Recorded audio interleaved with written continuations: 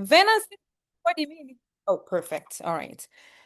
Hi everybody. So asante sana kwa kujoin in na naamini kabisa utaweza kupata what you are looking for and naamini obviously kuna watu ambao ndio mmeanza biashara kwa sababu hii meeting ni kwa ajili ya watu wanaanza biashara, lakini mimi naamini kwamba kuanza biashara hata mimi na restart my business very many times and sometimes nikihitaji ku restart my business nakuwa na assume mimi ni assistant supervisor, mimi ni mtu mpya kabisa ili kusudi niweze kuanza basics. Kwa kama kuna mtu ambaye yupo hapa ndani na ameanza biashara kwanza alianza biashara at least mwezi mmoja mpaka miezi mitatu sasa hivi, naomba uandike namba moja and then kama uko biashara zaidi ya miezi mitatu please naomba uandike namba 4. Okay, right, number 4. I just want to know tuna wageni wangapi, no, tuna watu wapya wangapi and na wengine obviously I can see some managers here and all that. So karibuni sana. Kwa majina naitwa Veronica Kundi na nitaanzisha hii meeting kwa ajili ya kwa ajili ya kuwaelekeza jinsi ambavyo unaweza uka kickstart your business, as I said, especially for new people but for everyone else. And then baada ya hapo tutakuwa tuna our amazing supervisor, upcoming manager Agnes, ambaye atatuelezea umuhimu wa products na especially kwenye upande wa bidhaa za ngozi. And so kwa watu ambao wameanza biashara, welcome to the business. So let me see watu ambao wameanza biashara wapi. I can see namba moja. Okay, I can only mimi napenda meeting yangu tunafanya iwe very interactive kwa sababu hii ni Zoom. Unajua unaweza ukasign in and then ukaendelea kufanya mambo yako, lakini I would love to say kila opportunity ambayo unaipata kwa ajili ya kujifunza unatakiwa kuitumia vizuri, unatakiwa kuwa very keen. And me personally, Sapphire manager actually with about managers wawili tu kumaliza kuwa Diamond Sapphire, na ni katika viongozi ambao tuko biashara kwa muda mrefu, over 15 years kwenye biashara. And so kupata opportunity ya kuweza kujifunza kutoka kwangu, kutoka kwa experience ambayo nilikuwa nayo, nadhani something very good. And so yeah, let's be very keen, let's be very serious kwenye kusikiliza. So yeah, karibu everybody kwenye meeting.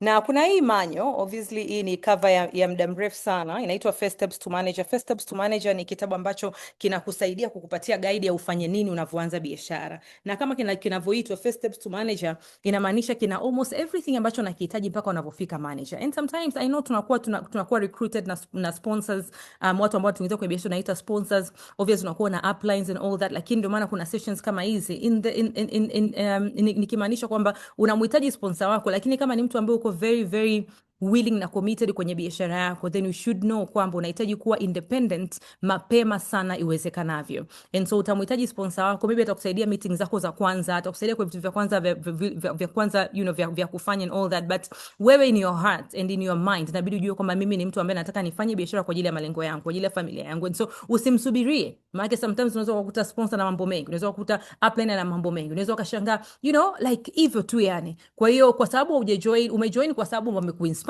ukajoin kwao, but haimaanishi uwasubirie. But ukipata sponsor ambaye uko very serious, then commit kuweza kujifunza kutoka kwake, lakini sessions kama hizi zinakusaidia. And so each kitabu ni one of the things ambavyo inabidi uvipitie, na najua tunavipata kwenye kombo, ama kama hujapata kwenye kombo basi unaweza ukakinunua hapo ofisini ukakiagiza, ukaweza kupitia page by page, ukaweza kujua cha kufanya hadi kuna maneno ya mwambie nini exactly, word by word, mwambie nini mtu mpya, mwambie nini mteja wako, mwambie nini, hivyo jinsi ya kutengeneza story. Na hivyo ni vitu ambavyo nitaenda kuvishare na wewe leo, lakini in all honesty session kama hii inakusaidia tu kuweza kujua okay, kumbe naweza nikaanzia hapa na hapa, lakini sio mwisho wa wewe kuendelea kujifunza. And so congratulations kwa kuanza biashara. And najua umeanza biashara sio kwa sababu uko na hela ya kujoin, no, it's because uko na malengo ambayo unatamani kuyatimiza. Now umejoin Forever Living. One of the things ambayo mimi namshukuru Mungu kwenye maisha yangu honestly ni kuwa a forever business owner, ni kuelewa hii biashara na kuianza biashara at a time ambayo nilikuwa sihitaji biashara that particular moment, lakini imenisaidia kuweza kuishi maisha yangu in a way ambayo nadhani sijapoteza muda. Nadhani kama ni makosa pia finances, maybe makosa ambayo nimeyafanya kwenye ulimwengu wa biashara, sijafanya makubwa ukilinganisha na watu wengine, sijapoteza muda mwingi ukilinganisha na watu wengine ambao wanatamani kuwa entrepreneurs. Why? Because of Forever Living, because of the principles ambao Forever inazo, because of what Forever stands for, and so one of the things ambavyo mimi ninakiangaliaga sana na ninasemaga thank God for Forever ni Forever mission statement. Kwanza commitment ya Forever ni kuhakikisha kwamba Forever inatengeneza mazingira ya wewe kutengeneza profit. Yaani ni part ya mission yake. Kwa sababu kuna makampuni mengi yanayofanya biashara ya mtandao, yanayofanya network marketing. You know, so Forever imeamua kusema we want to be the best network marketing business, you know, or company in the world. And so we will create a profitable environment where individual, wewe kama wewe, with dignity, be what they want to be. So question is, wewe unataka kuwa nani? Wewe unataka, you know, unavyofanya biashara yako uwe defined kama nani? Tukikutana miaka 5 inayokuja, unavyojibrand kwenye social media, unataka watu waseme wewe ni nani, you know? Lakini where integrity, I love this statement guys, katika vitu ambavyo ni vya muhimu sana kwenye biashara na kwenye maisha pia ni integrity.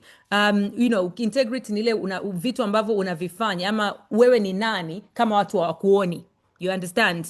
Kwenye biashara yetu tunasema vitu kama, you know, usipunguze bei, vitu kama usipeleke kwenye maduka, vitu kama yani usivunje company policy for example. Na obviously kwa sababu nimetaja company policy is not part of my training, lakini kuna kitabu ambacho kipo, unaweza ukawa na hard copy na unaweza ukawa na soft copy pia. Nenda kapitia kile kitabu company policy, kitakuambia everything ambacho unakihitaji kwenye biashara yako. Kuna baadhi ya mistakes ambazo ukisoma company policy utazifanya kwenye biashara yako, of course plus experiences za watu ambao tumeifanya biashara before you, you know. So integrity, empathy ni uweze kujiweka wewe as an individual, uweze kuwa as unafanya biashara yako uweze kujiweka kwenye miguu ya, you know, familia yako ambao wamekupatia opportunity na kupatia support na kufanya biashara. Ukiwaambia jamani nimeanza biashara, kama hujasema hapana inamaanisha wanakusupport, basi usiwa disappoint.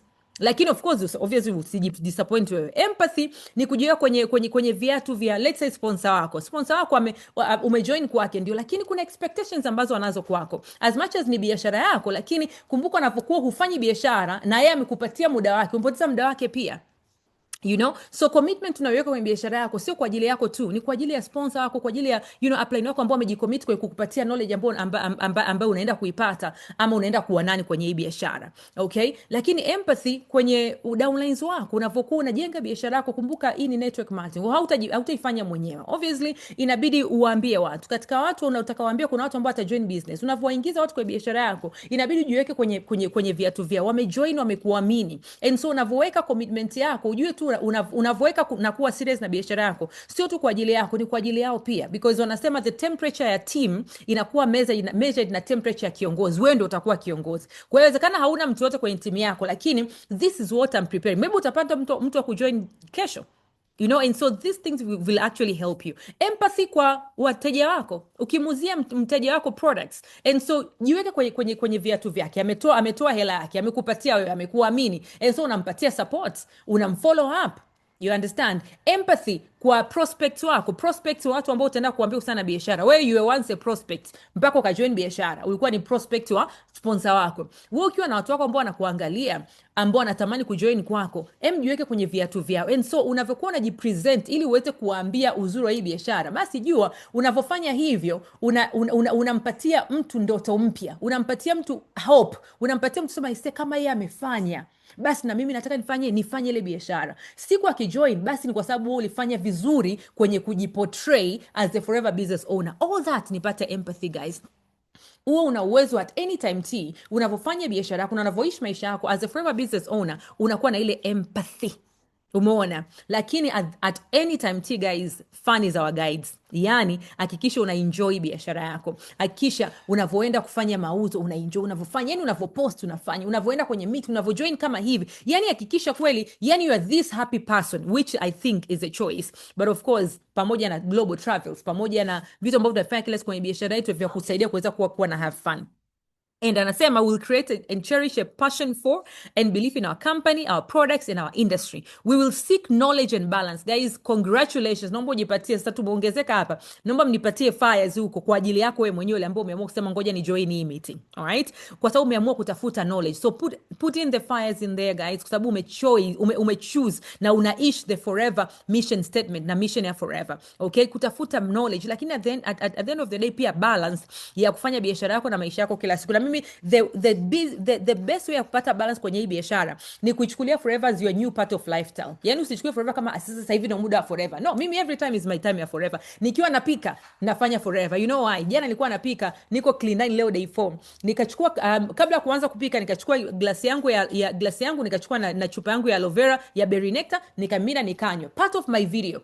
Umeona? Mtu anayekuja kuangalia video anajua ile berry nectar. Sijaongea umuhimu wa berry nectar. No, but it's part of my lifestyle. Kwa nita share ile video. Lakini mtu ambaye anajua berry nectar sema say, Vera anakunywa berry nectar. It's part of my lifestyle, guys, okay? We will be courageous as we will lead our company distributors. Tutakuwa tuna nini jamani? Tuna courage. Yani sijui courage ni nini Kiswahili jamani? Mtu anisaidie courage Kiswahili. But to be courageous. Utakuwa bold unavyoongea na watu about biashara yako, unavyoongea na watu about products and all that. Now, one other thing is I wanted to share with you the top 10 qualities of a business owner. One, passionate. Mimi jamani, kama unanifahamu mimi Veronica Kundia, you know mimi namzuka na hii biashara. Hata ninavyoongea hapa sasa hivi naona kabisa nilivyo na excitement. Mimi namzuka na hii biashara. Lakini sio tu hii biashara, yani ninamzuka na maisha literally, you know. Kwa hiyo one is passionate. Ipende hii biashara. Na ili uweze kuipenda lazima uendelee kupata experience. Lazima uwe na positive mindset about the business, about the products, tumia products and all that. Be entrepreneurial. Umeona hii ni business and so treat it as a business. Umeanza biashara, umenunua kombo yako. Jamani, ukiuza products sasa usitumie, maana kombo inakupatia only 5% discount. Sasa usitumie ile hela yote alafu baada ya mwezi umeuza price zote lakini hela uoni. Ni sawa na mtu ambaye amefungua duka alafu ameuza price alafu ameuza mzigo wake alafu anakula profit na mtaji. You can't do that. As an entrepreneur you need to know kwamba inabidi ufungue duka lako kila siku. Kama ni kupost kila siku, kama ni kuongea na watu ongea nao kila siku. That is you thinking and living your business. And on top of that is usile mtaji. Usijipunguzie bei kwa kupunguza bei jamani, usijipunguzie profit kwa kupunguza bei. You know, these things uhitaji kuambiwa because that is a business owner. You understand? And then stay agile. Agile ni kuweza kujibadilisha. Ama, you know, lengo ni hili. Lakini, ikitokea strategy yangu haijafanya kazi, basi bado lengo ni hili, lakini nabadilisha strategy. Mimi nauza Clean 9. Clean 9 hazipo, basi nijue kuna F15. Nikinunua F15 kadhaa nikazivunja, nitapata Clean 9. Mimi nauza zaidi, you know, men's pack. Men's pack multimarker hakuna, lakini Vitalize for Men ipo. You understand? Yani, leo jamani berry nectar hakuna, niuze nini cha zaidi? That is you staying agile na kutoanza kulalamika. Jamani, sijui, you know, unalalamika na kuanza kusema forever ama unaanza kucomplain. Like, if the strategy doesn't work, if there's no product, maybe product imeisha, there's a backorder and all that, there's so much that you can be able to do. Now, that is tunaita stay agile. Remain creative, you know, always seek adventure. Unajua adventure inaweza ikawa hata kwenye unavyofanya product launch. Yaani product launch lazima iwe chini ya, you know, kwenye venue. Inaweza ikawa, you know, kwenye as a picnic. Umeona? You can create a small event. That adventure so lazima tutoke tuende upande mlima. No, I mean, you know, just be creative. Just make sure that you're having fun in everything that you do. Be brave, stay positive. If you're smiling, having fun, that is a choice. You understand? All this, be grateful, of course, be integral, ndo hiyo kuwa na integrity, and take no shortcuts. And one thing is don't adopt the energy in the room, guys. This is me and the owner of the company. This is Rex Moore, and you need to know that, hey, and here, you know, I'm privileged to have a picture like this because he passed away. But I've been to, I am a forever business owner, a very serious one. I've been to all these amazing events where we get to meet the executives and like that. And I will tell you, business ya forever is an amazing business. Me being in the business and having the experience that I have is an amazing business. However, hii sentence ya don't adopt the energy in the room, meaning you can come in and create your own energy. You can come in and, you know, like unaweza kuingia kwenye group, for example, then group iko quiet. Wewe be the excited one. You understand? Why? Because if business, guys, because we've been in the business for way too long, inabidi ujue kwamba it's a business that you're going to be there for way too long. And so make sure that unai-accommodate wewe mwenyewe. You understand? Yani business, create it the way you want it to be. Bring the energy that you need in the business. Kuna watu umejoin kwa biashara, maybe tayari umeshafanikiwa kwenye mambo yako mengine, maybe uko na profession fulani. Ukija forever, usije usema sasa mimi nimekuja forever kwa nikae kimya nisubirie. Don't subiria. Tayari ulikuwa unafanya boardroom meetings. Anza kufanya boardroom meetings za forever living. Ulikuwa unafanya hivi, tayari ulikuwa like hivyo. That's you. Now, this is a to-do list for a new member. One is kuna some few videos za kuangalia. One of them, kuna video inaitwa Set Your Goals by Jane Leach. These are some of the names ambazo kama ni forever business owner inabidi uwe navyo na inabidi uwe nazo at the back of your mind, na unaweza ka screenshot hii alafu ukaweza kuenda kuzitafuta on YouTube. So one, there's this lady ambaye is a powerful leader inaitwa Jane Leach, and a lot of trainings. And I will tell you, first thing, go and check on her training on YouTube. Jane Leach, one of them inaitwa Set Your Goals. Second, kuna hii video inaitwa How to Never Run Out of Prospects. Hii video ukienda kuiangalia training, ukienda kuiangalia the first 5 minutes, utajua kwa nini unatakiwa kukaa kwenye ile meeting. Unatakiwa kukaa na kuwa very attention kwenye hiyo training. The very first 5 minutes. Kwa sababu watu wengi wanaambia andika list moja, ngombe mimi sina watu. You know, ama anaandika list anakuwa na watu 20 kwa sababu amejaji watu, ama ameongea na watu anasema mimi nimeongea na watu wengi sana.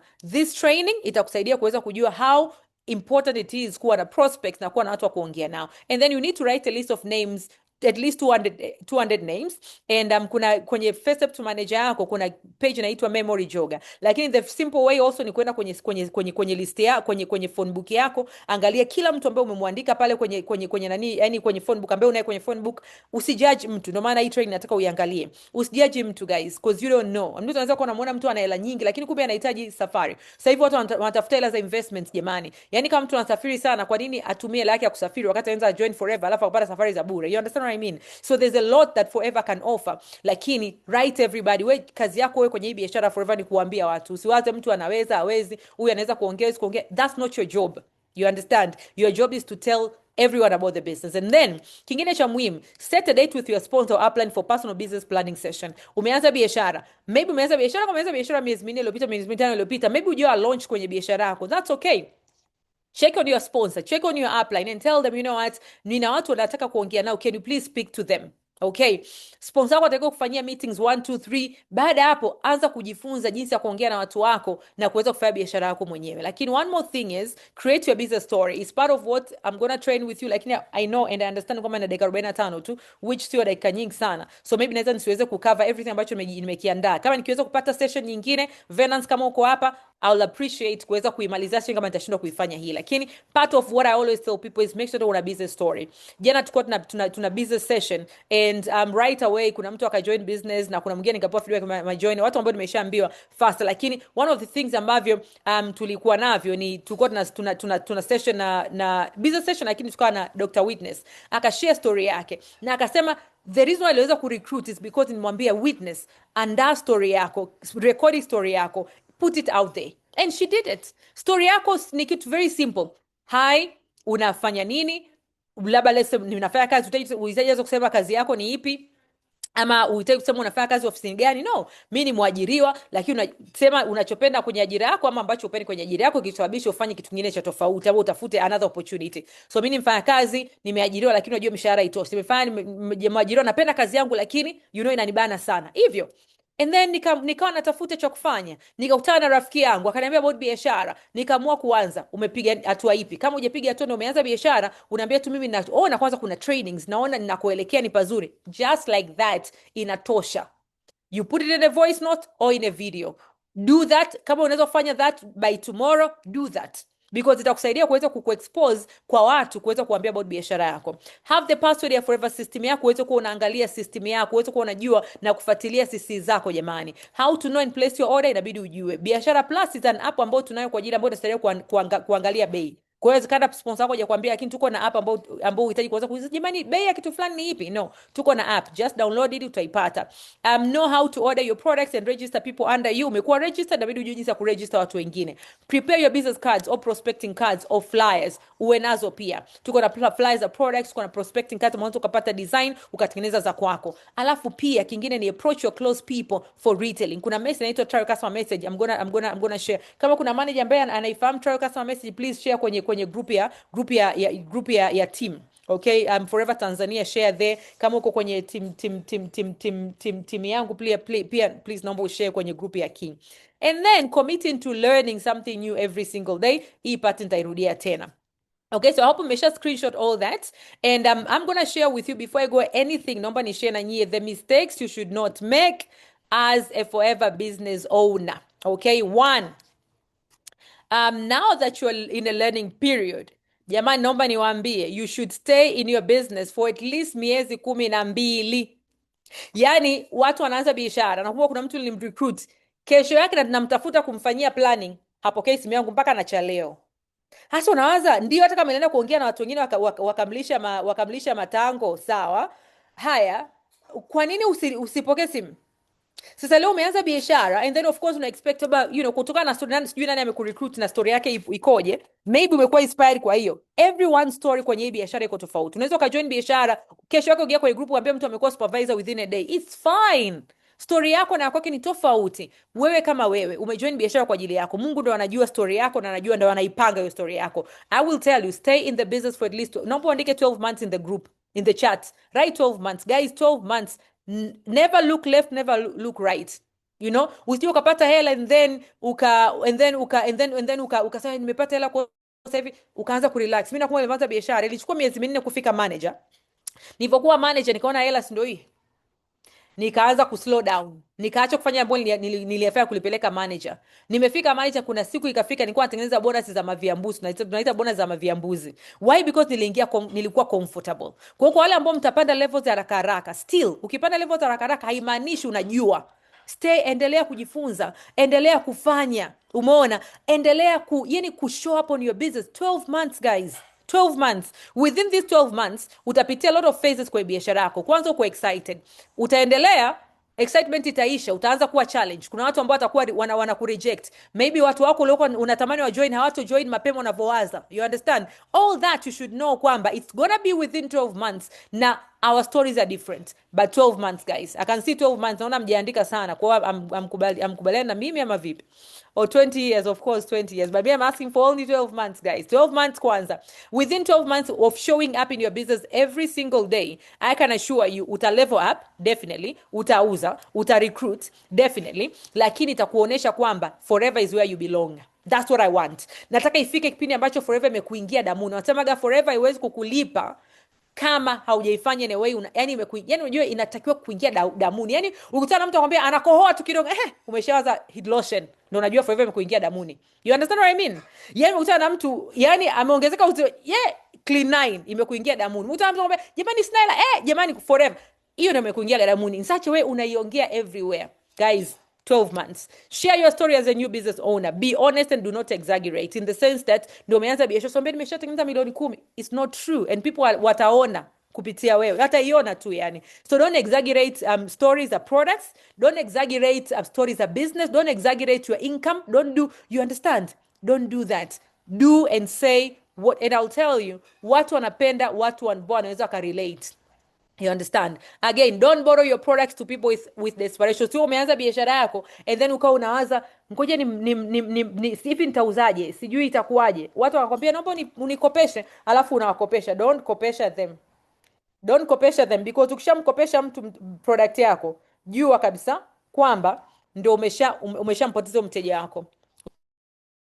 Umeona? Lakini mtu asiponunua leo, atanunua kesho, ama mtu mwingine atanunua. Ukienda supermarket wewe amshow ukopi. Why? Because tayari ni system. Watu wakishajua gani nitakopa kwa fulani, hata kukuletea mteja mwingine atakuwa kukopa. Tuko biashara yako, watu wameshajua kwamba ni kati ambayo umeitengeneza kwa ajili yako, and utafeli biashara. And then just share your story, use the tools available for you, and don't talk to your prospects from the air, in the sense that kuna watu ambao nimejoin business, alafu nimeongea na watu wengi sana lakini mbona watu hawajoin? Ukija kurealize ni kwa sababu alivyojoin alikuwa hi mambo vipi nimeanza forever, unajua forever kwa hivyo. Yani ukifanya hivyo utajikuta watu hawajoin kwa sababu tayari mtu anakuwa na perspective yake, alafu wewe ni mtu mpya, alafu na maswali ambayo atakuuliza alafu utashindwa kuyajibu. So unapoanza biashara, the only thing that you need to do is create a story for yourself. Unaweza kuongea na sponsor wako ama upline wako akusaidia ku create a story, lakini baada ya hapo kisha una invite watu kwenye meetings, ama unaambia sponsor wako aweze kufanyia meeting za kuongea na watu wako, wakati unajifunza jinsi ya kuongea na watu. Alafu mkiwa mnaongea na watu wako wewe na sponsor wako na upline wako, make sure it's a proper meeting. Isiwe tu juu over, like hey, nafanya forever hivyo yani. Make sure kuna maybe one-to-one presenter, maybe kuna pictures anazoziona, kuna stories anazoziona, maybe kuna laptop mnafanya. Yani there has to be something ambacho anakiona, not from the air. Now also, taka kuwa independent, nimeshaiongea. Yani fanyiwa ndio, lakini usijione mtu mpya for way too long. Kuna watu wanaingia kwenye group, wanaingizwa kwenye group safa, anakaa kimya for miezi 6. Jamani, ukikaa kimya hata sponsor wako apati mzuka kuwa na wewe. Yani you want to be someone ambaye yani kuna kile kielele kizuri. Mimi ukija kwenye meeting ambazo nipo, jamani, niko mbele, ninaimbisha, ninafanya hivi because inanisaidia mimi ile energy yangu mimi mwenyewe. Lakini pia ukiwa mtu mpya ukawa na hicho kielele kizuri cha kuuliza maswali, cha kucelebrate watu wengine, kuna mtu mwingine amekuwa added kwenye group, mlete fires, you know. Hata hapa ninavyokuambia jamani, bring in the fire, usikae kimya because itakusaidia kuweza kuwa, yani inakusaidia wewe kuweza kuwa, you know, kuwa involved. The more you're involved, the more unajifunza, you understand.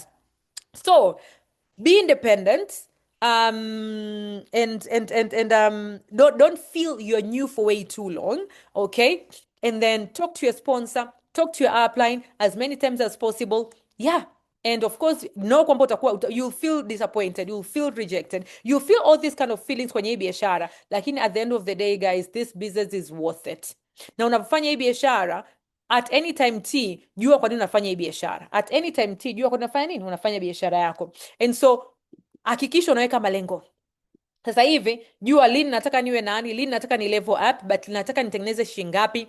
Umeona, hii shingapi ni kwa ajili ya nini? Okay, kwa hiyo kuna weka malengo yako goals on your jamani, let me say physical health, okay, your health, okay. Weka malengo yako, weka malengo yako ya kukua in your mindset as a person. Weka malengo yako spiritual, weka malengo yako ya relationship. Of course relationship as in, you know, maybe you don't set a goal per se, lakini relationships zinakuwa created with who you are, wewe kama wewe. Meaning ndio maana naambiaga watu, mimi I chose to be a nice person, that's just me. Juzi mume wangu ananiambia inabidi uhakikishe kwamba una communicate na watu more often. That's on relationship, you understand, that things ambavyo vinakusaidia kuweza kuhakikisha kwamba mahusiano yako na watu wako na prospects na your downlines na nini yanaendelea kuwa nini, kuwa mazuri. But financial goals ndio kitu ambacho watu wengi tunaanza nacho. Nataka nianze biashara, mimi nilianza biashara nisemaga nataka niwe na gari, you understand. And so nilijua lini nataka nipate gari yangu, baada ya muda gani, ni shingapi, gari gani, and all those kind of things. But anyways, today is not part of goal setting, na ndio maana nikakwambia one of the things ambazo wewe ukifanya ni kwenda YouTube na kuangalia sessions when it comes to goal setting. Why? Because goal setting is a whole skill ambayo mtu anahitaji kuidevelop. Now mimi katika vitu ambavyo niwaga na share kama slides zangu za business presentation na utaga prospects, unataka kuwa nani in the next 5 to 10 years guys. Even you as a forever business owner inabidi ujiulize, ndani ya miaka 5 mpaka miaka 10 unataka kuwa nani?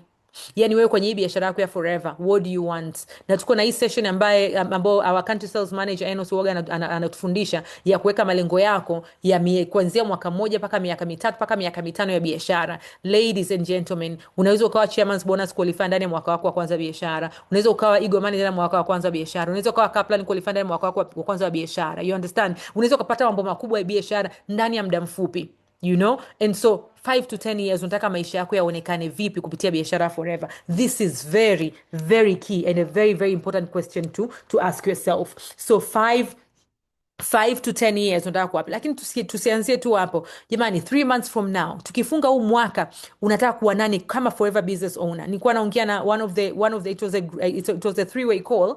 Alikuwa ni sponsor, ameniunganisha na downline yake ambaye amejoin. I think they are in the meeting today. Nikawa namwambia ameanza biashara jana, ameshauza part ya mzigo wake. Nikamwambia unajua unaweza kuwa supervisor unaweza kaamua kusema mimi nataka niuze clean, nataka niuze hivi, nataka niuze collagen, ukafanya order yako ya supervisor. By end of the month kazi yako ni kuuza ule mzigo, si ndio? Ukiuza ule mzigo ya kuwa supervisor, profit yako tunapiga mahesabu inakuwa ni around milioni 2 na kitu. Nikamwambia tukiweka na malengo sasa hivi ya kuweza kuingiza between 3 mpaka 5, maanisha kila mtu anayejoin biashara for hivyo anakulipa at least 400,000. Wakiwa 5 maisha milioni 2, na maanisha we can actually sit down sasa hivi na kuweka malengo ya wewe kutengeneza milioni 4 kwa mwezi ndani ya muda ambao umejoin biashara huu mwezi March. Nikamwambia unajua nikiwaambiaga watu wanaonaga vile ndoto za bunwasi, but it's not, it's true. Because ukiingiza watu wako 5 kwa biashara una milioni 2, ukauza mzigo wako wa milioni 4 na kitu ule wa kuwa supervisor, tayari una milioni 2 nyingine, si milioni 4 jamani? You can actually make that by end of the month. Seriously, you can do that. And then mwezi ujao ukafika some manager, mwezi ujao ukamaliza manager. It is very very very possible. So tukisema hivyo jamani, by end of the year where do you want to be? It means by 5 to 10 years, guys, you should be a serious millionaire. You should be someone that is making too much money, which is possible. But not only money, every other thing. Umebadilisha maisha watu wangapi? Unataka kuwa level gani forever? Kwa sababu the higher the level unakuwa maisha, the more the lives ambao umefanya nini, umeimpact. Now the choice ambao unaweza kuifanya is what matters kwenye maisha yako. Utakuwa serious kiasi gani, utakuwa na discipline kiasi gani kwenye biashara yako, that matters. You understand? That matters. Unatumia muda wako vipi kwa siku, that matters, guys. Okay, so kwenye first steps to manager una hii page, andika malengo yako, short term goals 1 month sasa hivi to 1 year. You understand? Or to at least 3 years. That could be like, 1 to 2 years. That can be short-term goals. Long-term goals, 2 years na kuendelea. Family goals, financial goals is ni business goals. Unataka kuwa supervisor lean. Sasa hivi supervisor, you can actually become a supervisor in a day. Lakini we don't want watu ambao wanakuwa supervisor leo and then mwezi ujao anafanya 0 CCs. Tutaendelea CC ni nini? But we want someone ambaye ame level up and then anaendelea kuprogress. Unataka kuwa manager lean, unataka kuwa Kaplan qualifier lean. All those kind of things, you need to put them as a goal. And then andika, so different, our goals are different, of course. It depends wewe uko katika situation gani. Maybe wewe ni mwanafunzi, maybe ni mtu ambaye una familia tayari, malengo yako atakuwa tofauti na mtu ambaye ni mwanafunzi. Maybe una miaka 35, miaka 40, maybe umeshafanya kazi. Obviously all those other businesses malengo yako atakuwa tofauti na mtu ambaye ndio ni mwanafunzi, ni and all that. So malengo yetu yako tofauti, and so just know you need to sit down na kuweka malengo yako. Now one of the most important things, guys, kwenye biashara ni mtazamo. Malengo yako haiwezi kutimia kama una mtazamo sahihi. Na hii ni cycle ambayo mimi niliiona na nilijifunza. Nilikuwa nimeanza biashara, ndio kwanza mgeni kwenye biashara, and to develop the right mindset. Hii ni cycle ambayo every time nilikuwa nairudia. Nikiona changamoto kwa biashara yangu nasema ngoja nirudi nione wapi nimekosea. You see, inaanzia hapa, understanding. Ukianza biashara yako, cha kwanza cha muhimu sana ni kuelewa hii biashara. Understand this business. Na kuna njia. So maana jipongeze kwa kuja kwenye training. That's one. Don't stop. Don't assume. Next time the other week nasema jamani kuna mtu mwingine anafundisha new distributor orientation. You will see. You should come in. Sasa hivi tuko na kwenye hii meeting ni ya watu wapya, lakini I can tell you, naona kuna managers, kuna Paul Kadala, senior manager kabisa, yuko hapa kwenye hii meeting. Kuna managers hapa ambao naona, kuna Amina Saif naona, lakini they don't need to be in this meeting, but they are here. Why? Because they are learning. I can see Bebo here. You understand? I can see Catherine, I can see Kamini Chuda Sama, I can see namuona Disafaya manager Dorcas Mgoyo. Kwa wewe mtu ambao umeanza hii biashara, just know kwamba learning is a process. Every single day you need to keep on learning. So tunajifunza kwa attend trainings, of course niwataja managers wote, nimeshindwa kwenda mpaka mwisho, lakini trainings, vitabu na videos, jamani jifunze. Nimetoa links, nimetoa majina, nimekwambia Jane Leach, nimekwambia Eric Wo, nimekwambia kuna page nyingine maalum kwa ajili ya hii. Go and start learning. Usicomplain na kusema jamani biashara ngumu before. Watu wengi wanaachaga mapema sana before learning the necessary skills. So elewa biashara, lakini unajifunza pia kwa experience. Tukisema nataka nijifunze products, the only way unaweza kujifunza products ni kwa kutumia.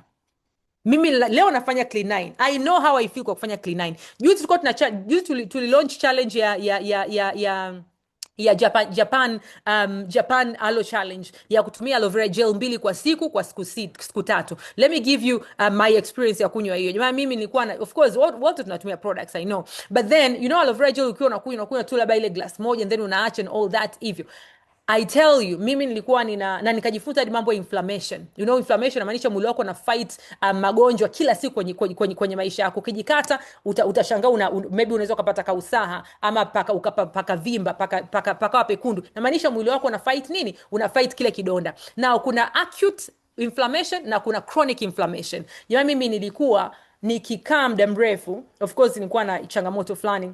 Nina diabetes what and all that. Always na kuwaga na ile fear, so nilikuwa nikikaa, na sababu niliacha mazoezi pia for quite some time and it's not good for me, na miguu yangu inavimba. Kwa tulivyoanza ile challenge ya Japan, ile Japanese challenge ya kunywa aloe vera gel 2, yani ilikuwa na zinyo aloe vera gel na kunywa of course na maji. One thing ambacho nimerealize, hata sasa hivi ninapofanya Clean 9, mimi nakufanya Clean 9 na kunywa aloe vera gel moja kila siku. Sinyonyi for Clean 9 ya kupima vile aloe vera mililiters 120. I've decided kugigida aloe vera. Let me just say, one of the things ambacho nimekiona ni kwamba sivimbi tena miguu jioni as I used to. But you see, that's an experience I can share. You understand? how will you be able to share your experience kama utumii product? So hiyo ni kuonesha tu umuhimu wa kupata experience. Ukisema nataka nijifunze kutumia kufanya one to one, the one best way ni kufanya ile one to one. Ukisema jamani mimi siwezi kuongea na watu, the only best way ni kufanya. You know, and siku ukiongea na watu watano ni tofauti na siku ambayo utaongea na watu wawili ama siku ambayo utaongea na watu. Now, watu wanafanya activities kwenye biashara. Umeanza biashara, mtu leo basi ataongea, tutamwambia andika list ya majina, atakuja kuandika baada ya mwezi. Yani ukijua kama that is you, jua kabisa uko serious na hii biashara. Kama ni mtu mpya, and I'm telling you, andika list ya majina. Jamani, leo kaa chini na kuandika, hata kama ni 20, hata kama sio 200, but leo do something out of the training ambao mfanya nini, umejifunza. That is how you get the experience ya hii biashara, and then utapata imani, because hauwezi kuamini kitu ambacho ukijui. So belief, network marketing, uamini network marketing lazima uifahamu, uamini product lazima ufahamu, kuamini kampuni ya Forever, usianze kumbwela mbwela huku na huku, lazima uifahamu Forever. Kuamini wewe lazima ujifahamu, what are your strengths, what are your weaknesses, what are you good at. You understand? Belief and then commitment. Jamani, commitment ni ile kujitoa kwa muda. So hongera kwa kutoa muda wako kuja hapa kwenye hii meeting. Commitment ya kuandika list ya majina. Yani katika vitu vya muhimu cha kufanya unavyoanza biashara ni andika list ya majina. Who do you know? Stock and inventory. Hakikisha, ndio maana nikasema mtaji wako wa kwanza usile mtaji. Umenunua kombo, umenunua ile nani ya 1.6 au umeanza tena like 5 like hivyo, usile mtaji, uendelee kuaccumulate ili uendelee as unafanya biashara inabidi pia unaangalia ni bidhaa gani ambayo inauza zaidi. Kuna mtu ameanza biashara anajua nauza aloe vera gel zaidi, nauza Clean9 zaidi, mimi hawezi kunikuta hata siku moja sina Clean9. Why? Because that's my main product. Hata siku moja sasa hivi kunikuta sasa hivi sina collagen. Why? That's my main product. You understand? Stock and inventory. At any time you need to have products. Ataki watu jamani, umepata orders ndio unaenda kukimbia kwa sponsor, nahitaji product. No, but on top of that, commitment when it comes to be coachable. And then uweke now action. Now action sio ya kusoma vitabu, sio ya kuattend training, ni action ambayo inakuweka mbele ya mtu, either mteja ama member wako, downline wako, ama mtu ambaye anaenda kujoin business. Those are the action. Either unafanya one to one, unafanya product launch, umealika mtu kwenye Zoom, unafanya invitation, umepost on social media. Not just post, unatakiwa kucheki watu wako ambao wanaangalia posti zako. Umepost kwenye status, usiangalie tu status nimeposti and so unasubiri watu wa kuinbox. No, the action pale sio tu kupost, maana ni dakika sifuri. Action pale ni kuenda kwa watu walioangalia status yako na kuwacheki, jamani, huyu nani ameangalia status yangu, nimsalimie, hi how are you. That is the action we talk about. And then that is when you can expect results, guys. Okay, results are level up, recognition, money, time, safari na vitu kama hivyo. Now, sometimes watu wanaanzaga biashara afu wanaanzia na results directly. Kuna mtu ana join business leo ana recruit mtu wake wa kwanza. After a month ame level up. Baada hapo amekuwa manager. Najua kuna watu wamekuwa manager ambao ndani ya mwezi miwili amekuwa manager, na mwezi miwili amekuwa manager. That's okay. You got the results. That does not mean you understand. Ladies and gentlemen, naomba usicompare safari yako. Ndio maana naambia watu usicompare safari yako na watu wengine. Mtu ambaye ataanza na results, na kama uko hapo unanisikiza na umeanza na results, naomba tu ujue kwamba inabidi ujishushe na kuja hapa na kuelewa. Endelea kujifunza ili kusudi yani hata biashara yako ikienda chini kidogo, isiende chini in such a way, itaenda chini sana in such a way kupanda na kuwa shida. And so pia usicompare biashara yako na mtu mwingine, because everyone lazima ipitie cycle like this. Kuna mtu ataanza na results, lazima arudi hivi. Kuna mtu ambaye ataanzia hapa fundo atakuja na results. At the end of the day, hii cycle lazima itimie kwa each and every one. So never compare your journey with anybody. I hope mmeelewa hapo, okay? Now, when it comes to personal development, okay? Sorry, hapa nilikuwa na type something and then nadhani nikawa distracted hapa. Forever Tanzania trainings. Hii hapo unaona iko recorded. Iko kwa YouTube channel nadhani ya Enos Salema, lakini hata kama ipelekwe kwenye Enos Salema najua kama kuna page ya Forever Tanzania, but I think we are still using page ya our country sales manager Enos Salema. So go to Enos Salema, utapata all the trainings ambazo tumekuwa zikifanyika, za products, za recruiting, za all those trainings ambazo unazihitaji. And so naomba screenshot this page. These are the people that you need kwenye biashara yako. I think also one more person hapa ambaye I should add, just a moment. Kwa watu ambao wanataka kujifunza biashara kwa kutumia social media training. social media for network marketers. Kuna bwana mmoja anaitwa Fraser Brooks. Fraser Brooks. Nahitaji tu utampata, utamfollow social media, Instagram, utamfollow pia, utakuwa na check video zake. So anything ambacho unahitaji mindset, utampata Jim Rohn hapo. Forever kama forever Jane Leach. And then kuna Forever UK kwa watu wanataka kujifunza products, guys, wanataka kujifunza products. Sorry, this is sitaki ukose kwenye kutafuta ya. So wanaotaka kujifunza products, Forever UK wana amazing trainings of products. Kwa I want you to just screenshot this and then uendelee kutafuta information for yourself after this training. Now, kwenye hii biashara kuna some few things ambayo unataka kuvifahamu. One is case credits. Case credits ni tunaita ni hela ya forever. Kwa kila mtu ambaye ananunua bidhaa za, kila mtu anaye join Forever Living ana join kwa sababu ananunua case credits. Kwa hiyo ukinunua mzigo wako wa 1.6, Forever iseme amenunua mzigo wa 1.6. No, nasema amenunua mzigo wa 2 point something case credits. Umenunua combo, asema amenunua mzigo wa 1.2 milioni 1,250,000. No, asema amenunua case credits ngapi? Case credits 2. Why? Because hiyo ni kama international, ni kama vile our internal currency of the company. For katika nchi 140 kila nchi inakuwa na currency yake. Na for example kama UK, unajua UK 2cc ni pound 199 tu 2cc. Of course products ni chache, lakini cc ni 2. Hapo ni kama laki 7 na kitu nadhani, lakini bado unapata 2cc. Kwa hiyo ingekuwa wanaangalia combo ni shingapi, then ingekuwa ni shida, lakini wanaangalia nini? Case credits. Kwa hiyo sisi ni ile ambayo unapata ni points ambazo unapata kwa kununua bidhaa, lakini pia unazipata hizi points ambazo unazicumulate hizi points kwa kuingiza watu wengine. Kwa hiyo ukiingiza mtu kwenye biashara mpya kwenye timu yako, na yeye pia ananunua bidhaa, kwa sababu ananunua bidhaa zinahesabiwa points. Zile points zinahesabiwa kwake na zinahesabiwa kwako, na Forever itaendelea kuzihesabu zile points kwa kila mtu as an upline as well. So unavyokuwa na muhimu kuelewa case credits kwa sababu pia na determine wewe kwenye kupanda cheo.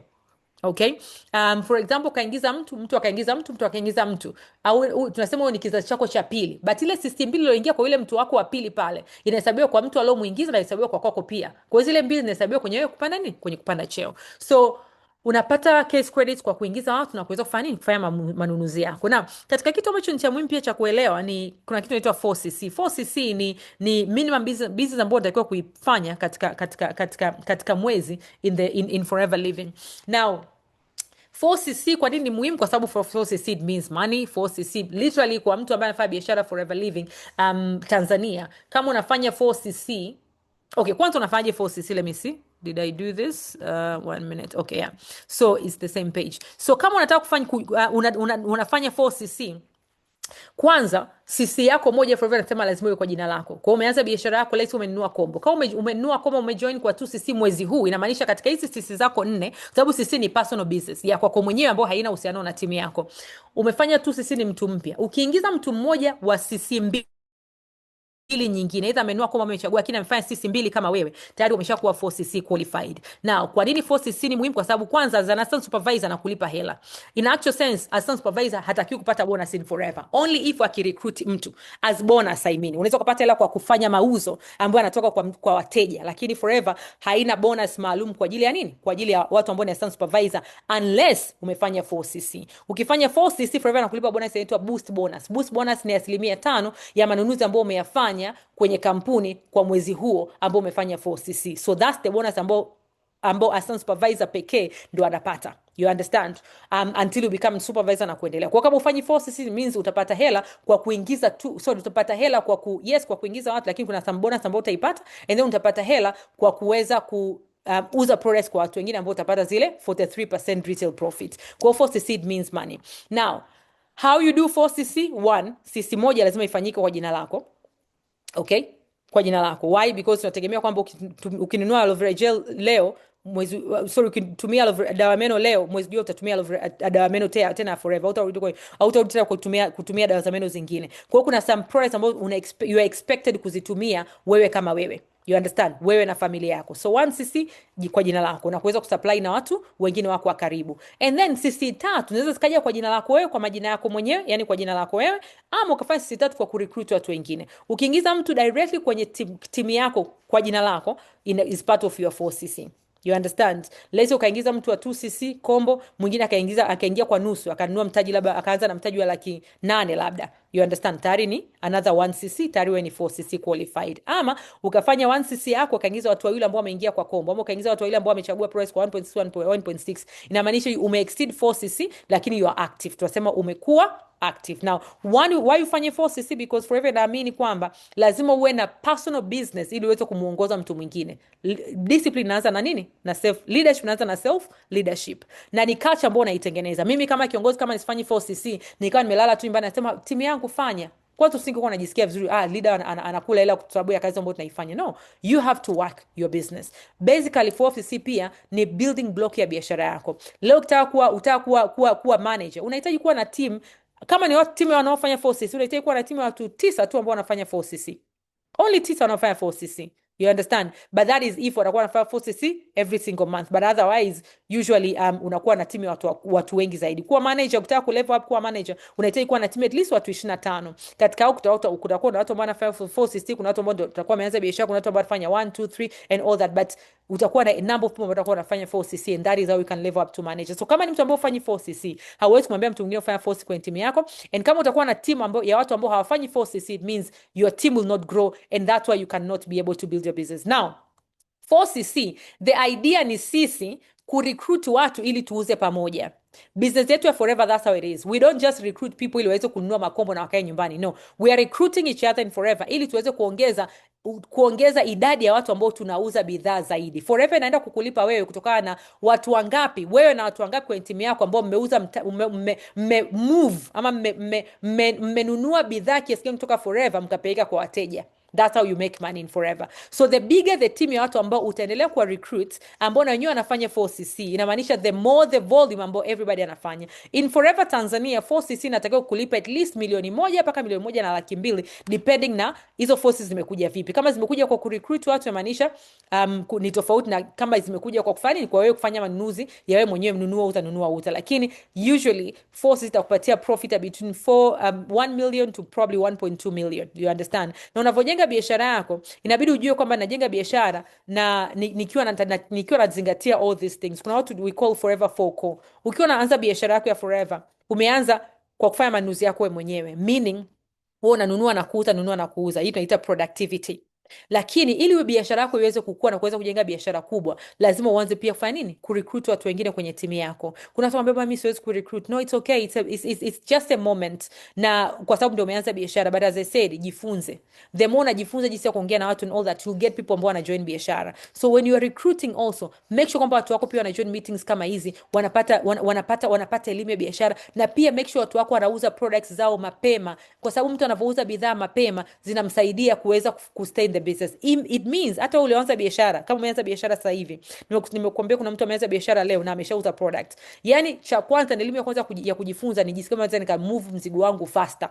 Because kama utamove ule mzigo faster, ni ngumu sana kuweza kununua mzigo wa pili, ama ni ngumu sana kuweza kuendelea na biashara.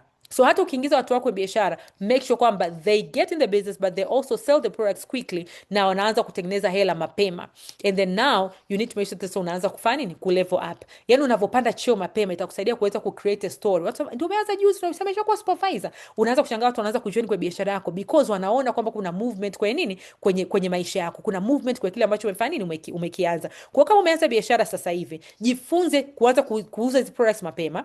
Anza kutengeneza hela mapema, and then anza kurecruit watu, lakini make sure kwamba unaweka lengo lako la kuweza kumove up kwenye level inayofuata mapema iwezekanavyo. Itakusaidia kwenye future ya biashara yako, na watu gani na watu serious kiasi gani ambao watajoin kwenye biashara yako. Na pia is going to be part of your story. Mwambie mtu jua nimeanza biashara, by mwezi March nikamaliza supervisor. Ukiingiza mtu mpya kwambia that story, utaona na mimi ndani ya mwezi nataka nimalize supervisor. Inamaanisha unaanza kurecruit watu ambao they will see it from you kwamba kuwa supervisor mapema inafanya nini, inawezekana. So most important thing guys is andika list ya majina. Anza reconnect na watu wako wa zamani ambao wako kwenye simu yako, and then hii list ya majina, at least majina 100. But mimi I'll tell you guys tonight, anza kuandika hii list, lakini make a commitment kwamba hii list inafika at least majina 200.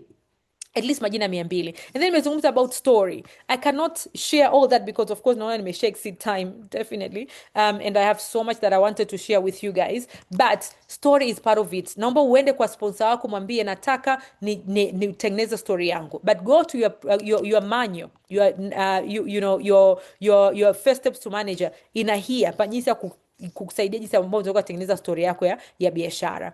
And kwenye kuuza kuna hii trial customer message ambayo ningependa uifanye sasa hivi, sababu hivi ndivyo ambavyo ni immediate ningependa uvifanye kama mtu mpya. Hii trial customer message ambayo unaenda kuwatumia watu wako wa karibu ili uweze kuuza mzigo wako, kuweza kuuza product zako za haraka. Yani ukiuza product leo moja ama kesho, itakusaidia kupatia ile morale kwamba kumbe business inaenda. You understand? And I want you to get that result. So kuna trial customer message ambayo unaenda kuwatumia watu wako wa karibu ambao unaambia wakusupport kwenye biashara. Ukipata trial customer message utajua kwa nini nimekuambia uwe nayo. The research inaonyesha, statistics inaonyesha kwamba ukituma trial customer message kwa watu 25, kuna watu 12 watanunua bidhaa kutoka kwako. Hiyo I can assure you, between 10 to 12 people watanunua bidhaa kutoka kwako. Hata kama ni dawa ya meno, itakupa moral. I need you uwe na ile belief kwamba I can sell. That's why I want you to go do this. Hii ni the immediate thing you can actually do it. Kwa manager, kama kuna manager yote ambaye yuko hapa ambaye anaweza akatuma trial customer message kwenye group, please naomba utume trial customer message kwenye group. And then kama hatatokea mtu nitaituma mimi kwenye group baada ya meeting. And then unaweza kaenda kwa manager wako akakusaidia kuweza kufanya nini? Kuweza kuipata. Lakini one more thing, unaweza ukatengeneza small samples za products kama hivi, ukazipack vizuri kama hivi. Zitakusaidia kuweza kupata mtu akaona she has gone an extra mile. Ukimpelekea mtu kapaji kama hicho 50,000, jamani anashinda kukusupport 50,000. Si umeshapata 50,000 yako ya haraka. Kwa these are some of the ideas unaweza ukaziimplement mapema sana. Unaweza kaanza sasa hivi kutafuta exhibitions. Wapi jamani kuna happen, wapi kuna event, wapi kuna marathon, umeelewa? Wapi niweze kuweka hawa ni baadhi ya team members wangu in Namibia. Mtu yuko hapa hapa nadhani alikuwa yuko na mamake, lakini akaamua kusema ngoja naenda kumsupport mamangu leo, lakini ngoja niweke products zangu hapa. Yuko hapa na ukimwangalia huyu dada ametoka kutrain sasa hivi what supervisors 460. Huyu hapa unavyomuona ni senior manager, ni Eagle manager, ni Kaplan qualify, lakini yuko hapa. Umeona? Kwa kuna baadhi ya thing ambayo kuambia watu baya mimi I can't do it. Of course it depends, but kuna some that can work for anyone. I'm just sharing if you can. Ana tablecloth yake vizuri.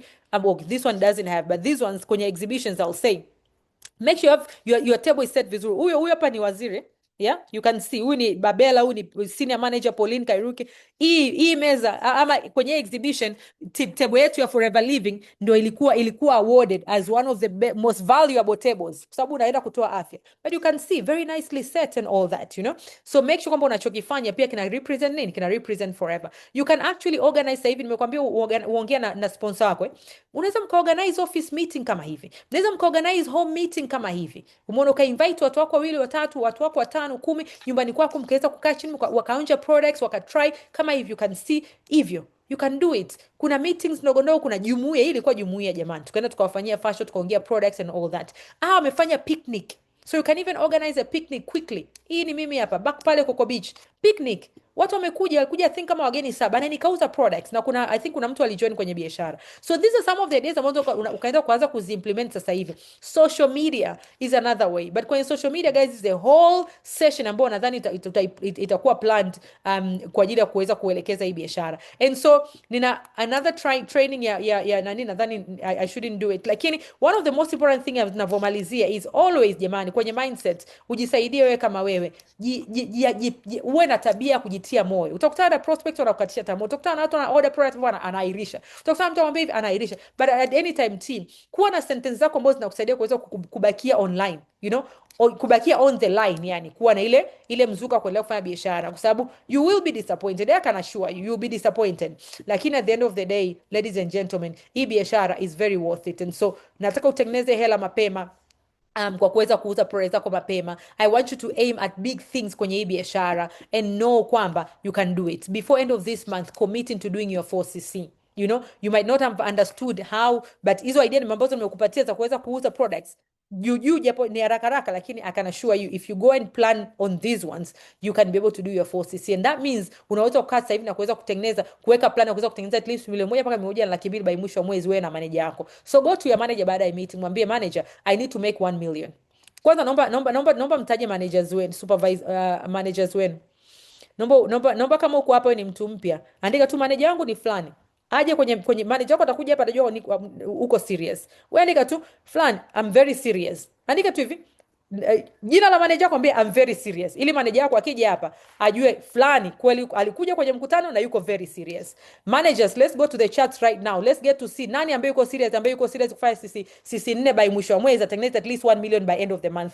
Please write the name of your manager and tell them I am very serious. But usishie hapa, naomba uende kwenye inbox yao. Nenda kwenye inbox ya manager yako right now, mwambie niko very serious and I want to be able to make at least 1 million or to do my 4cc by end of the month. Asanteni sana guys. As you can see, I am rushing. Lakini most importantly, as I finish, is pray over your business, guys. Pray over your business. Pray over. Tumesema tunawataja sponsors. Pray over your sponsor. Aweze kupatia the knowledge, the wisdom na support ambao unahitaji over your uplines. Pray over our business. Our management. Waweze kupatia the best and environment aweze kujenga biashara yetu. Lakini all in all, ladies and gentlemen, you can do this business. I wish to see you at the very top and you can actually become the best version of yourself kupitia biashara forever. Thank you all very much. Nawashukuru sana and bye bye. So at this particular moment, naomba to stay in kwa ajili ya session ya products from our amazing assistant, our amazing upcoming manager, Agnes, over to you. Najua nimekula muda, lakini I know we can be able to we have been benefiting from that. So yeah. Thank you so much. Nasikika? Yes, my leader. Thank you. So I would love to share a screen. I don't know. Yes. Venance, can you please make our leader here co-host? Oh, kwa mimi nimekuwa host, so now I can do it. All right. Yeah. All right. You can go ahead. Yes. Yeah.